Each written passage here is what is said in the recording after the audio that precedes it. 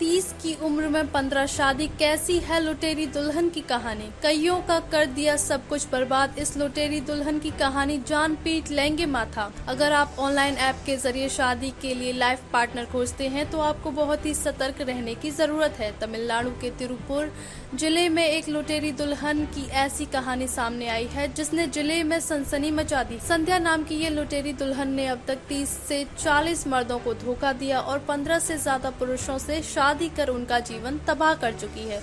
संध्या नाम की ये लुटेरी दुल्हन ऑनलाइन ऐप के जरिए अपने लिए दूल्हा खोजती है और फिर से उससे शादी करके गहने और पैसे लेकर भाग जाती है। लेकिन अब इस लुटेरी दुल्हन का पर्दाफाश हो गया है। इसके बाद जो कहानी सामने आई है वो हैरान करने वाली है। कैसे ये लुटेरी दुल्हन ऑनलाइन खोजती थी अपने लिए दूल्हा। शादी का झांसा देकर गहने और पैसे लेकर फरार होने की शिकायत दर्ज की गई है। संध्या नाम की इस महिला ने अब तक एसआई से लेकर सर्वेयर तक से शादी कर गहने और पैसे ठग चुकी है। महिला ने कथित तौर पर एक निजी मैट्रिमोनियल वेबसाइट के जरिए ऑनलाइन शादी की तलाश कर रहे 30 से 40 से अधिक पुरुषों को धोखा दिया है। 6 महीने पहले राजा के परिवार ने मैट्रिमोनियल वेबसाइट के जरिए एक लड़की पसंद की। बात आगे बढ़ने पर राजा ने माता पिता और रिश्तेदार शादी के लिए लड़की देखने पहुंचे थे। इसके बाद तमिल चेल्वी के नेतृत्व में राजा और संध्या ने 21 जून 2024 को पलानी के पास एक मंदिर में शादी कर ली। विवाह के समय राजा के माता पिता ने संध्या को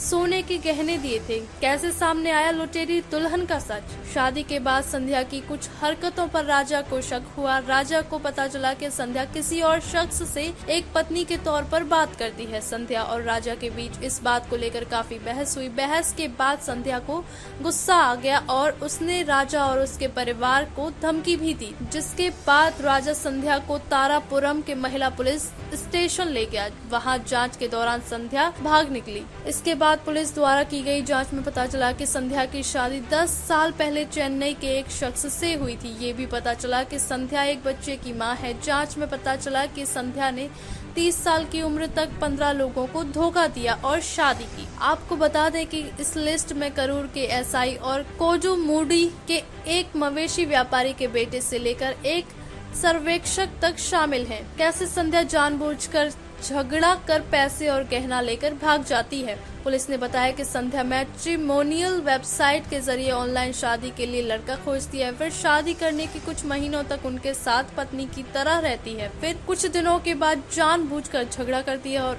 गहने और पैसे लेकर भाग जाती है। पत्नी के भाग जाने का मामला सामने आने पर कई लोगों ने इसे शर्म की बात मानते हुए शिकायत दर्ज नहीं कराते हैं, जिससे वो अब तक पकड़ी नहीं गई थी। जाँच में ये भी खुलासा हुआ है कि तमिल चेल्वी संध्या का साथी था, जिसने कई लोगों से लाखों रुपए वसूले थे। पुलिस दोनों को पकड़ने के लिए तलाश कर रही है।